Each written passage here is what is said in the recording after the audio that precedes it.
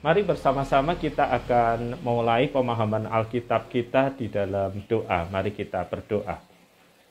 Bapak, Ibu, dan saudara sekalian, mari kita berdoa. Bapa kami yang ada di surga, kami bersyukur untuk kesempatan yang kami miliki pada malam hari ini untuk melakukan pemahaman Alkitab.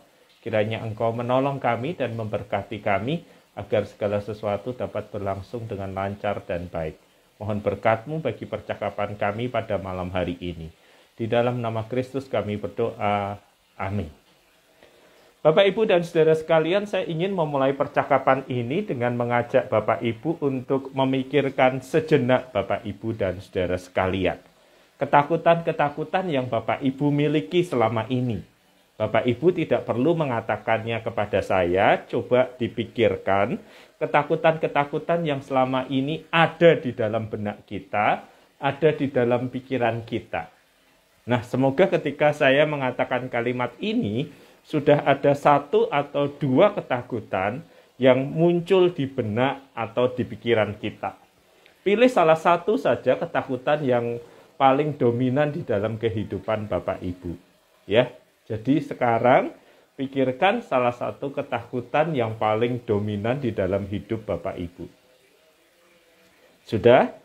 Ada satu ketakutan yang ada di dalam benak kita. Nah, saya ingin bertanya untuk ketakutan yang Bapak Ibu pikirkan saat ini, satu saja, itu disebabkan oleh sesuatu penyebab yang sudah diketahui. Ya, misalnya saya khawatir tentang sakit penyakit ini. Saya khawatir tentang problem ekonomi ini. Saya bisa bayar hutang enggak? Saya bisa melakukan ini atau itu enggak? Jadi kekhawatirannya itu spesifik. Atau ketakutan itu diakibatkan oleh sesuatu hal yang kita tidak tahu. Misalnya, saya mencemaskan masa depan anak saya, Pak. Saya tidak bisa melihat ke depan. Saya mencemaskan tentang masa depan bisnis. Saya nggak bisa melihat ke depan. Saya mencemaskan tentang hidup saya ke depan. Saya nggak bisa melihat ke depan. Nah, ketakutan manusia itu pada umumnya bersumber pada dua hal ini. Yang pertama adalah apa yang manusia tidak ketahui itu menyebabkan rasa takut di dalam diri manusia. Itu sebabnya manusia berjuang untuk meramal, itu sebabnya manusia berjuang untuk memprediksi, karena manusia takut dengan sesuatu yang dia tidak tahu. Masa depan. Sesuatu yang manusia tidak tahu, dan karena itu manusia merasa takut. Namun yang kedua, ada sumber ketakutan manusia yang lain. Bukan apa yang manusia tidak tahu, tetapi apa yang manusia tahu. Jadi apa yang manusia tahu, tetapi melampaui dirinya, itu menyebabkan rasa takut. Misalnya ketika kita berhadapan dengan problem kesehatan tertentu, dokter sudah mengatakan A, dokter sudah mengatakan B, jelas yang kita hadapi, tetapi itu menyebabkan rasa takut karena yang kita hadapi itu melampaui lebih besar dari kekuatan diri kita. Sekali lagi, ketakutan manusia itu bersumber pada dua hal. Pertama, apa yang manusia tidak tahu. Kedua, apa yang manusia tahu mengancam dirinya, tetapi itu lebih besar dari diri manusia itu sendiri. Misalnya problem keuangan, problem kesehatan, dan yang lainnya. Nah, saya mengajak kita untuk membahas ini. Kenapa? Karena di dalam kitab Yosua pasal yang pertama, dari ayat pertama sampai ayat yang ke-9, banyak titah Tuhan yang ditujukan kepada Yosua yang mulai dengan kalimat agar Yosua tidak merasa takut. Ya, saya bacakan ayat-ayat itu misalnya. Pasal 1 ayat yang ke-6 dari kitab Yosua, kuatkanlah dan teguhkanlah hatimu, sebab engkaulah yang memimpin bangsa ini memiliki negeri yang kujanjikan, dengan bersumpah kepada nenek moyang mereka untuk diberikan kepada mereka. Di ayat yang ke-6 dikatakan kuatkanlah dan teguhkanlah hatimu. Di ayat yang ke-7 kembali dikatakan kuatkanlah dan teguhkanlah hatimu dengan sungguh-sungguh. Dua kali. Dan kemudian di ayat yang ke-9 dikatakan bukankah telah kuperintahkan kepadamu kuatkanlah dan teguhkanlah hatimu. Kali ini ditambahi dengan kalimat, janganlah kecut dan tawar hati. Jadi Yosua ini kita tahu adalah orang yang sudah bersama dengan Musa sekian lama. Dia hidup diperkirakan di tanah perbudakan itu 20 tahun. Dia hidup di tanah padang gurun itu 40 tahun dalam perjalanan Israel keluar dari tanah perbudakan menuju tanah terjanji. Jadi boleh dikatakan 40 tahun di padang gurun, dia menjadi asisten, dia menjadi hamba Musa, plus 20 tahun di tanah yang menjadi tempat mereka diperbudak. Jadi 60 tahun dia mengenal karakter orang Israel itu seperti apa. Nah, ketika Musa tidak dapat masuk ke tanah terjanji, maka Tuhan itu sudah memberitahu Musa bahwa yang akan menggantikannya adalah Yosua. Yosua sudah berpengalaman bersama orang Israel 40 tahun di padang gurun. Menyaksikan kekerasan hati orang Israel, menyaksikan kedegilan hati mereka selama 40 tahun, Bapak Ibu. Bayangin. Jadi sudah kenal luar dalam dengan orang Israel. Nah, Anda bayangkan kalau Anda sudah kenal dengan sekelompok orang selama 40 tahun. Dan sekarang Anda harus memimpin mereka. Dan Tuhan berulang kali berkata, kuatkanlah dan teguhkanlah hatimu. Kuatkanlah dan teguhkanlah hatimu. Jangan kecut hatimu. Jangan tawar hatimu. Maka kita bisa mengerti dua hal yang menyebabkan bisa Yosua menjadi kecut hati dan tawar hati. Pertama, tantangan di luar dari dirinya, yaitu berhadapan dengan bangsa-bangsa asing yang ada di tanah terjanji. Namun juga ada tantangan terkait dengan sesuatu yang dia sudah ketahui dengan pasti, yaitu karakteristik orang Israel yang keras kepala dan tegar tengkuk. Dan dia menjadi pengganti dari sosok yang namanya begitu besar, begitu luhur bagi mayoritas orang Israel. Dia adalah pengganti Musa. Dan dia harus memimpin memasuki fase yang paling penting, memasuki tanah terjanji. Mengapa Tuhan berulang kali berkata, kuatkanlah dan teguhkanlah hatimu, kuatkanlah dan teguhkanlah hatimu, kuatkanlah dan teguhkanlah hatimu, dan jangan menjadi kecut atau tawar? Bukan hanya karena sesuatu di luar diri yang harus dihadapi bangsa-bangsa yang lain itu, tetapi juga sesuatu di dalam diri mereka sendiri, yaitu orang Israel yang keras hati dan tegar tengkuk. Lengkapkan sumber ketakutan Yosua bukan hanya sesuatu yang berasal dari internal bangsa itu sendiri, kekerasan hatinya, tetapi juga terkait dengan ketidakpastian di masa yang akan datang.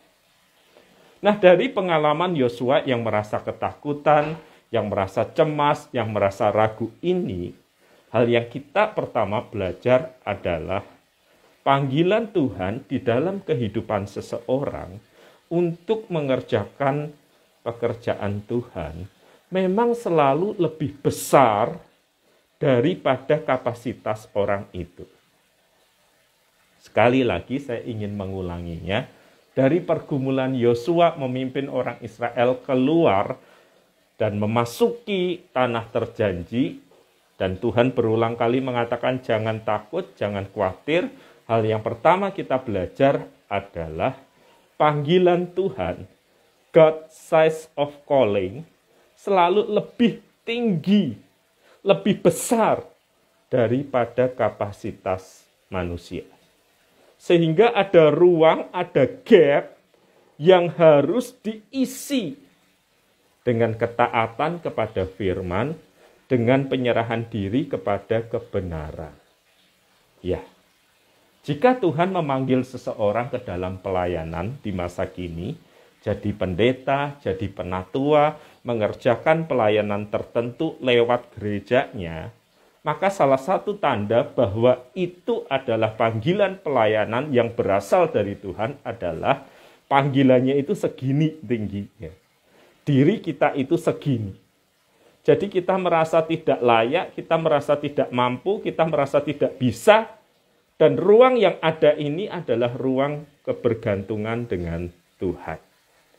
Bapak Ibu, ketika Bapak Ibu membaca Alkitab, Bapak Ibu akan menemukan bahwa orang-orang yang dipanggil untuk mengerjakan pekerjaan Tuhan, orang-orang yang dipanggil untuk melakukan kehendak Tuhan di dalam hidup mereka, akan menyadari betapa mulianya panggilan pelayanan itu, sekaligus betapa terbatasnya dirinya.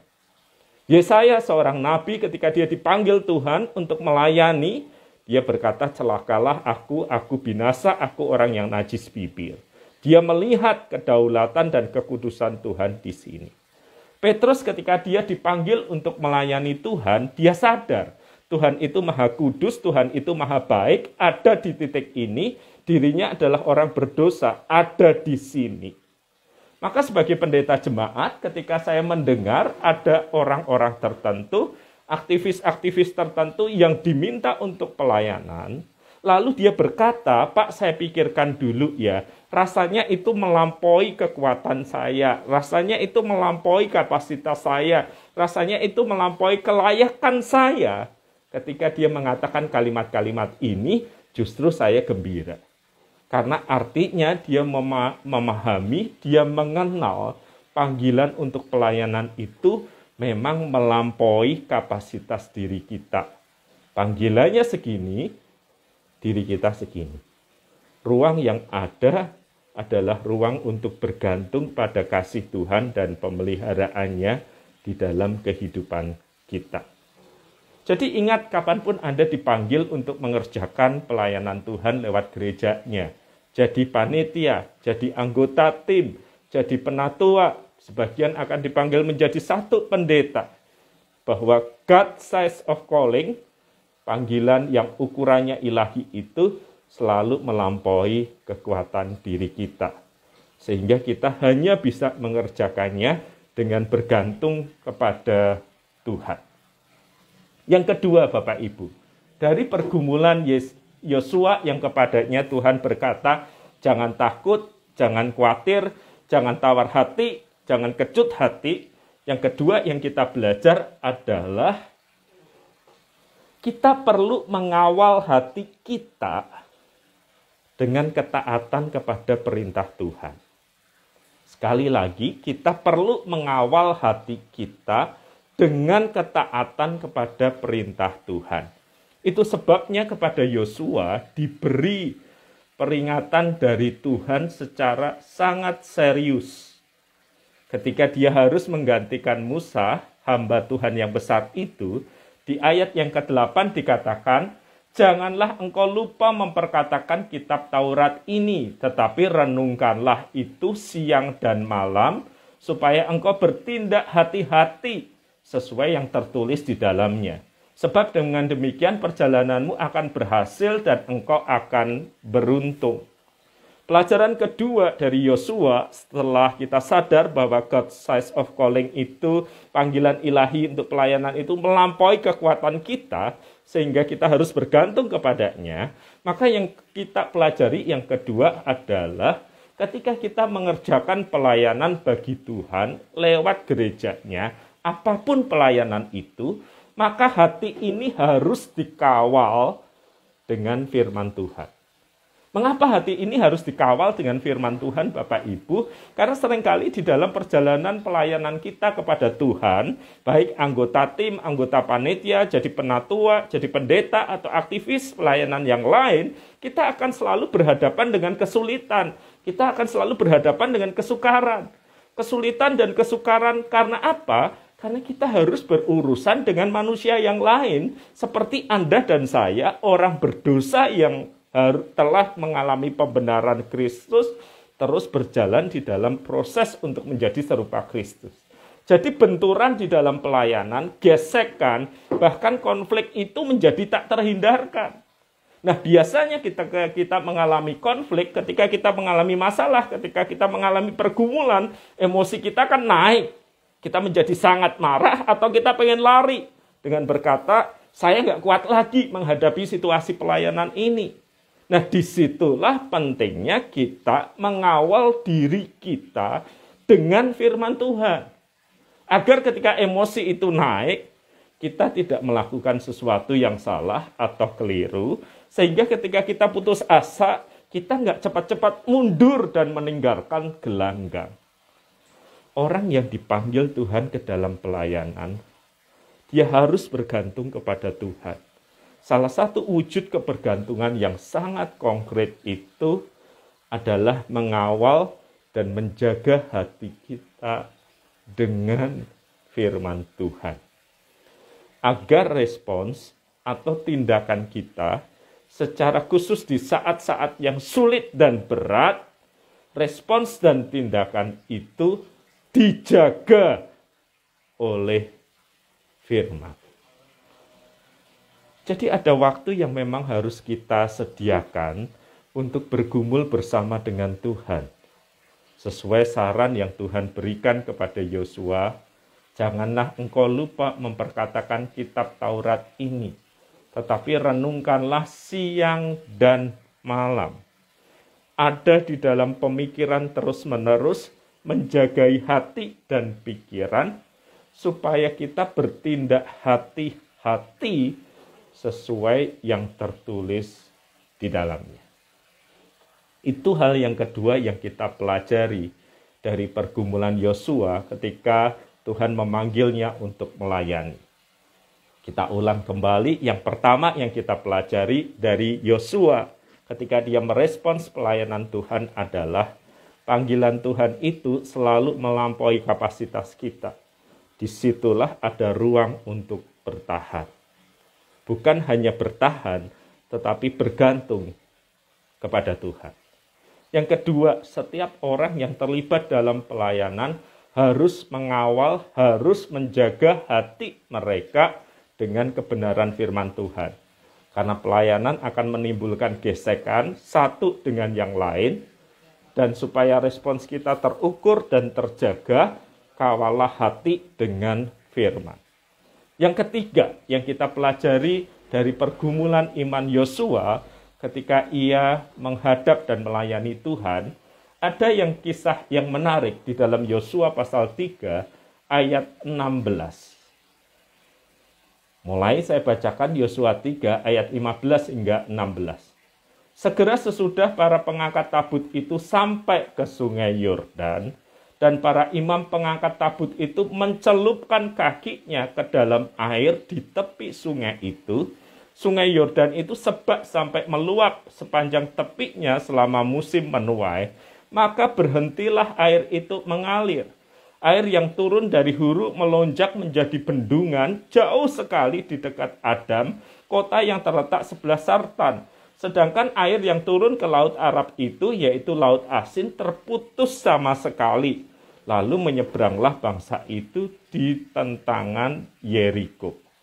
Pelajaran yang ketiga yang kita pelajari dari dinamika iman Yosua ketika dia menjalani hidup, memenuhi panggilan Tuhan atas hidupnya adalah keberanian untuk melangkah. Sekali lagi, keberanian untuk melangkah. Catatan Alkitab ini menarik. Kapan laut itu terbelah ketika Yosua dan teman-temannya akan lewat? Alkitab tidak mengatakan bahwa laut itu terbelah dulu, sungai Yordan itu terbelah dulu, baru kemudian orang Israel itu masuk.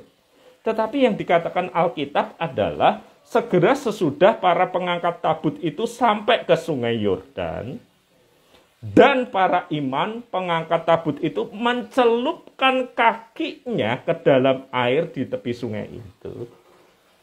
Jadi sungai itu belum terbelah. Sungai itu belum terbuka. Masih mengalir, masih penuh. Karena itu musim menuai. Tetapi ketika para imam pengangkat tabut itu mencelupkan kakinya, maka yang terjadi adalah sungai itu terbelah. Ya, setiap orang yang melayani Tuhan, setiap orang yang mengabdi kepada Tuhan harus melayani dengan keberanian. Berani mengambil langkah, berani memulai sesuatu. Sehingga keberanian itu kemudian menjadi tanda bahwa ia sungguh bergantung kepada Tuhan. Bapak, Ibu, dan saudara sekalian, seringkali kan dalam pelayanan yang suka menjadi masalah kan soal dana ya. Apalagi dalam konteks GKI yang biasa tertib administrasi, kadangkala anggarannya dibuat dulu, semuanya sudah dipastikan aman, baru program dibuat. Tetapi barangkali kita harus menengok sisi pelayanan yang lainnya. Bisa jadi Tuhan menghendaki dan di dalam komunitas kita semua mengamini bahwa ini kehendak Tuhan untuk melakukan sesuatu yang dananya belum sepenuhnya ada, yang dananya belum sepenuhnya tersedia. Tetapi bersama sebagai jemaat kita menggumuli ini kehendak Tuhan. Maka harus ada keberanian untuk melangkah. Dan setelah kita melangkah, kita akan menyaksikan campur tangan Tuhan bekerja. Melampaui apa yang kita pernah pikirkan. Saya rasa rekan-rekan yang terlibat di dalam pelayanan pembangunan gedung gereja Ngagel juga mengalami ini kan. Ketika kita melangkah, jumlah yang tersedia itu tidak cukup besar untuk menyelesaikan semuanya. Jumlahnya itu kecil. Tetapi dengan berani melangkah, maka bukan hanya gedung gereja yang jadi, Tuhan bekerja dengan caranya yang ajaib untuk kemudian menyediakan segala sesuatu. Bahkan kita pun sanggup membeli rumah yang ada di sebelah gereja yang sementara digunakan untuk rumah pastori Penatua Dio untuk sementara. Pelajarannya sangat jelas.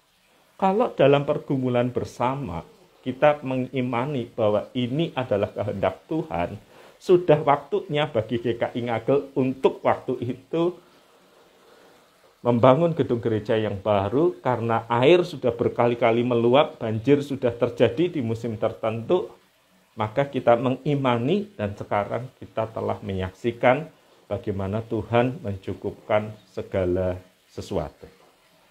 Yang ketiga yang kita pelajari adalah soal keberanian.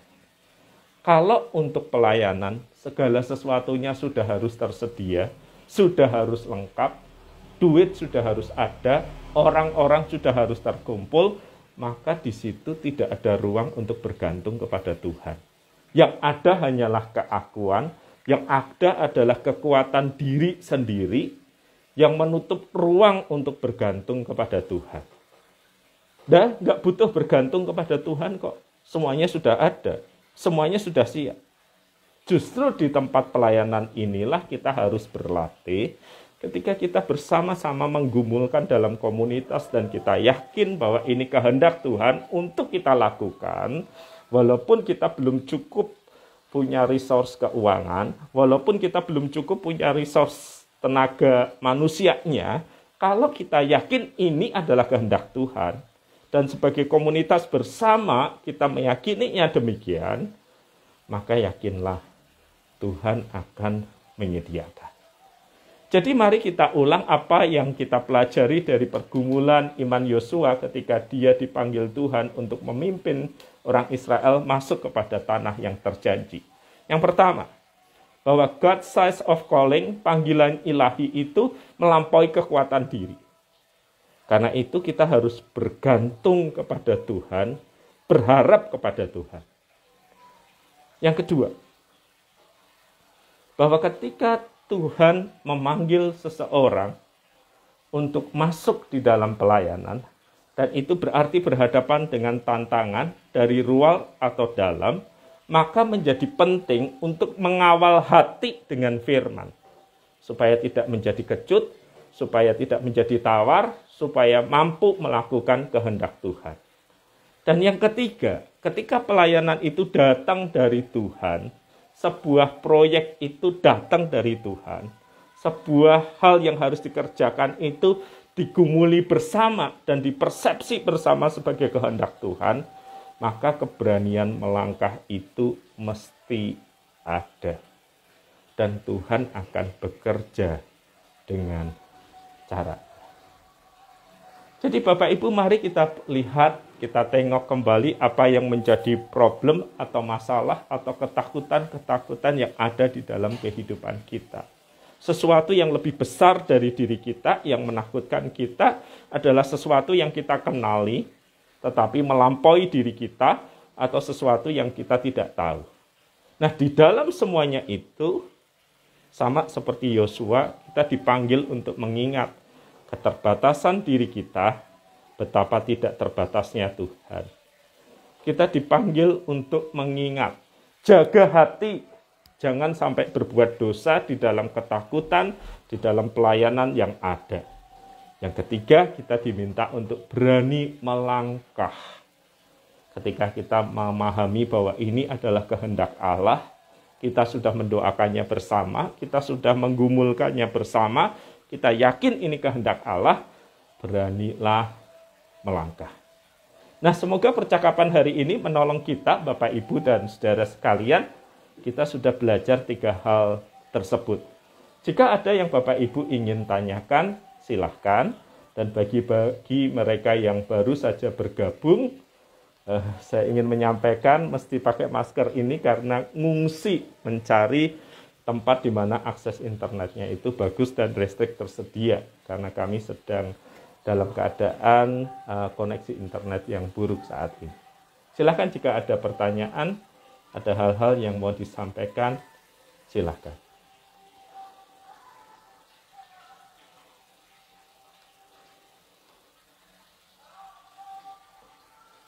Saya periksa chat dan juga WA ya Bapak Ibu ya. Supaya saya tahu barangkali ada pertanyaan yang masuk. Oke, dari WA ada pertanyaan gini. Pak, dari mana kita tahu di dalam sebuah gereja bahwa itu adalah hal yang datang dari Tuhan dan kita mesti kerjakan? Bukan sekedar mengulang program yang sama.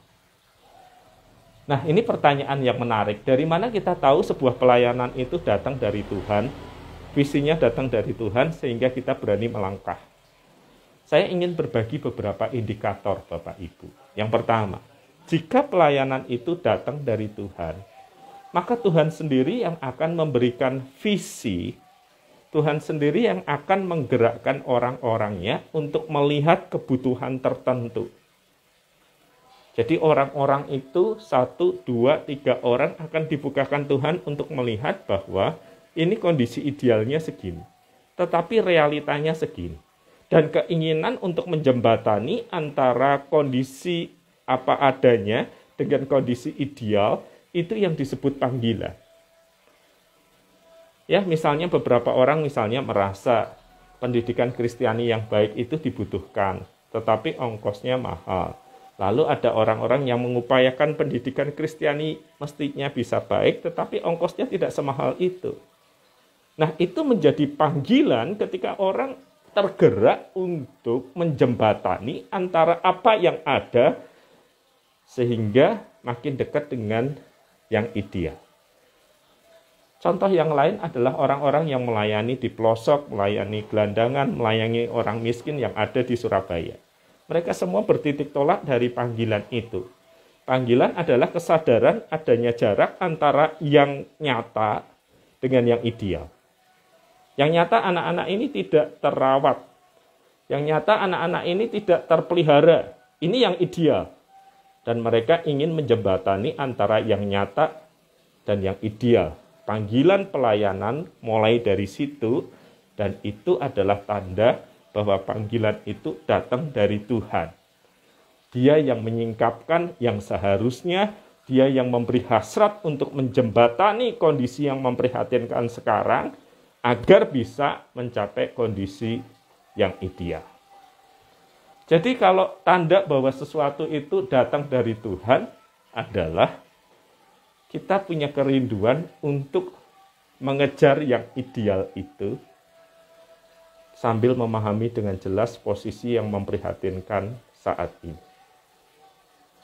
Kita melihat kebutuhan untuk itu dan kemudian kita bergerak. Oke, pertanyaan lainnya. Ada yang bilang jika ada kelas dengan teman pelayanan, yang pertama harus dilakukan adalah kita yang harus berubah. Apakah begitu, Pak? Bagaimana cara menegur rekan sepelayanan? Nah, ketika terjadi clash, ketika terjadi konflik dengan rekan sepelayanan, kita perlu paham dulu ya, bahwa konflik itu selalu ada di antara hidup manusia. Rasul Paulus juga pernah berkonflik. Rasul Paulus juga pernah berkonflik ketika dia tidak menginginkan Yohanes yang disebut Markus itu bersama-sama dengan dia, tetapi Barnabas menginginkannya. Terjadi konflik besar-besaran dan menyebabkan dua orang itu terpisah. Paulus dan Barnabas berjalan sendiri dalam perjalanan misinya, walau di kemudian hari terjadi rekonsiliasi. Jadi kalau sampai terjadi konflik di dalam pelayanan, maka itu menyangkut poin yang kedua tadi. Masing-masing, bukan menuntut orang lain, masing-masinglah yang harus menjaga diri mereka dengan firman. Yang kedua, setelah masing-masing menjaga diri mereka dengan firman, sehingga kelakuan mereka tidak overdosis melukai, overdosis menyakiti, maka yang kedua yang harus ditanyakan adalah, apakah konflik ini akan berakhir dengan sesuatu yang produktif atau kontraproduktif? Di dalam jemaat mula-mula ada konflik, yaitu ketika gereja membesar, sebagian janda-janda itu mengeluh karena pelayanan kepada mereka nggak berjalan dengan maksimal. Mereka menyampaikan keluhan itu, mereka menyampaikan protes itu, dan kemudian para rasul yang kepadanya mereka mengeluh, merapatkan, mendoakan, dan mereka mengakui bahwa janda-janda ini terabaikan. Para rasul sudah all out untuk melayani, tetapi tidak bisa mengcover kebutuhan yang ada. Dari situlah lahir jabatan diaken, orang-orang yang menolong pelayanan bagi orang-orang miskin. Jadi ketika konflik terjadi, selain menjaga hati, kita harus melihat apakah ini akan melahirkan sesuatu yang produktif, mendatangkan kebaikan atau tidak. Prinsip yang ketiga adalah prinsip otoritas. Ketika terjadi konflik dalam pelayanan, maka harus ada pihak yang berotoritas yang menengahi, pihak yang berotoritas yang menjembatani, dan pihak yang berotoritas inilah yang mempertemukan berbagai kepentingan yang berbeda. Sehingga diharapkan hasilnya adalah sesuatu yang konstruktif. Tidak meminta salah satu pihak untuk introspeksi, pihak lain didiamkan. Tetapi pihak yang berotoritas ini akan menimbang masalah yang ada, memanggil semua kepentingan yang terlibat, sehingga bisa dicocokkan, atau memang ada sesuatu yang baru yang menyebabkan adanya konflik. Ingat loh Bapak Ibu, konflik di dalam pelayanan bukan indikator yang baik. Bukan indikator bahwa pelayanan itu buruk. Konflik di dalam pelayanan bisa jadi malah menjadi indikator baik. Kenapa? Karena ini adalah wilayah baru, karena ini ada pelayanan baru. Dan peraturan kita, peraturan kan itu hikmat masa lalu, nggak bisa ngejar yang baru ini. Ya contoh kata yang paling sederhana lah. Setelah kita memasuki pandemi, segala pelayanan bersikap menjadi digital, sama seperti sekarang ini. Nah di pelayanan digital kan itu sesuatu yang baru, teritori yang baru, muncul masalah-masalah yang baru. Buruk? Enggak. Dibandingkan dengan gereja yang merasa, ya Pak WP ini udah pandemi, udah diterima aja, nggak usah terjun di dalam dunia digital. Ya sudah, stuck, diem, nggak ada konflik. Tetapi pelayanan tidak bertumbuh kembang. Jika sebuah pelayanan itu bertumbuh kembang, maka ada potensi terjadi konflik atau gesekan, karena ada hal-hal baru yang harus ditata, bukan? Nanti yang pegang akunnya siapa, Pak? Nanti yang seleksi gimana? Nanti kalau terjadi kesalahan jadinya bagaimana? Jadi konflik di dalam pelayanan tidak melulu buruk. Bisa jadi itu justru menunjukkan ada pergerakan maju yang tidak bisa diatur dengan pelayanan yang lama. Dan bisa jadi kedua orang yang terlibat konflik itu dua-duanya betul. Dia memandang dari sudut pandang ini, yang satu dari sudut pandang ini, makanya perlu otoritas pihak ketiga untuk menengahi dan menemukan solusi yang baru, yang terbaik. Nah silakan Bapak Ibu dan saudara sekalian jika ada pertanyaan yang lain.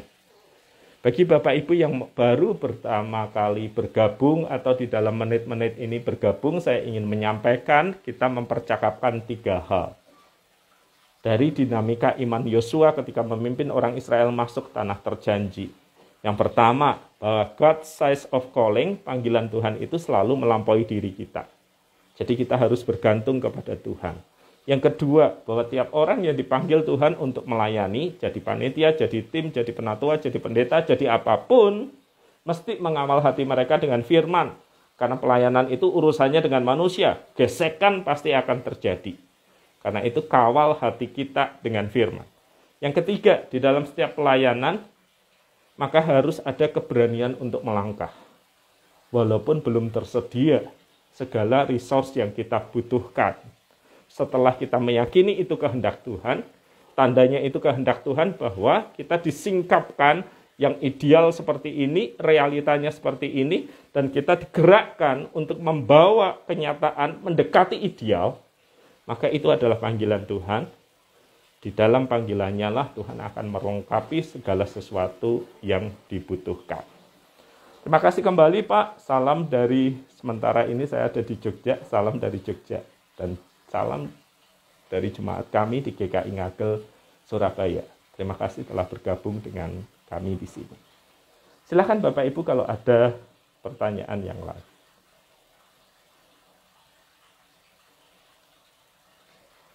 Bapak Ibu dan saudara sekalian, ibadah di GKI Ngagel sudah berlangsung on-site, kapasitas sudah mulai dinaikkan perlahan-lahan, tetapi satu hal yang kami jamin bagi Bapak Ibu bahwa kita tidak akan melampaui dari apa yang diizinkan oleh pemerintah.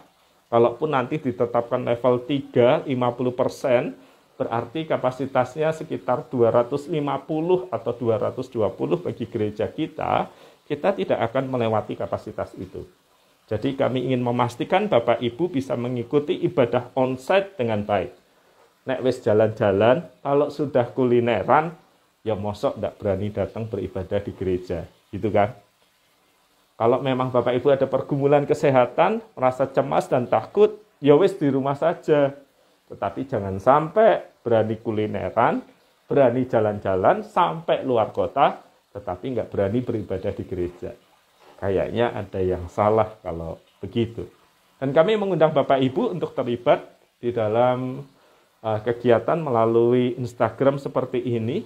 Follow akun media sosial GKI Ngagel, hadiri ibadah-ibadah onsite GKI Ngagel. Minggu besok saya akan berkhotbah dalam 2 kebaktian umum, yang pertama dan yang kedua. Oke, saya periksa sekali lagi apakah ada pertanyaan yang masuk. Jika tidak ada pertanyaan yang masuk, maka saya akan mengakhiri kelas pemahaman Alkitab kita dengan mengingat 3 hal ini. 1. Ketika Tuhan memanggil seseorang untuk melayani, apapun bentuk pelayanan itu, panggilan itu selalu lebih besar dari kapasitas seseorang. Maka dia harus bergantung sama Tuhan, belajar bertumbuh. Yang kedua, dalam pelayanan apapun, kawal hati kita. Karena kita berurusan dengan manusia, hati harus dikawal dengan firman. Agar tidak terjadi gesekan atau benturan yang sangat tajam melukai, karena masing-masing hati telah dijaga oleh firman. Ketiga, beranilah melangkah. Jika panggilan itu datang dari Tuhan, Tuhan yang akan menyediakan segala sesuatu. Oke, tidak ada pertanyaan lagi. Mari kita berdoa. Tuhan, hamba-Mu berdoa untuk siapa saja yang ada di dalam pelayanan, terlibat pelayanan, dipanggil Tuhan untuk menjadi bagian dari pelayanan. Ingatkanlah kami. Kami belajar dari dinamika iman Yosua untuk memahami bahwa panggilan itu memang lebih besar dari kemampuan kami. Kami diminta bergantung kepada Tuhan. Kami diminta untuk mengawal hati kami dengan firman, karena kami akan berurusan dengan manusia. Akan ada banyak gesekan yang mungkin terjadi. Dan selanjutnya beri kami keberanian untuk melangkah. Sebab jika ini kehendak Tuhan, maka Tuhan sendiri yang akan menyediakan segala sesuatu dengan mujizat Tuhan. Tolonglah setiap kami di dalam pergumulan dan pelayanan kami masing-masing. Amin. Sampai jumpa kembali Bapak Ibu hari Minggu dalam ibadah GKI Ngagel. Hari Jumat besok ada malam kesaksian dan juga ada banyak acara yang lain. Follow dan ikuti akun media sosial GKI Ngagel termasuk Instagram ini. Selamat malam, Tuhan memberkati Bapak Ibu serta saudara sekalian. Amin.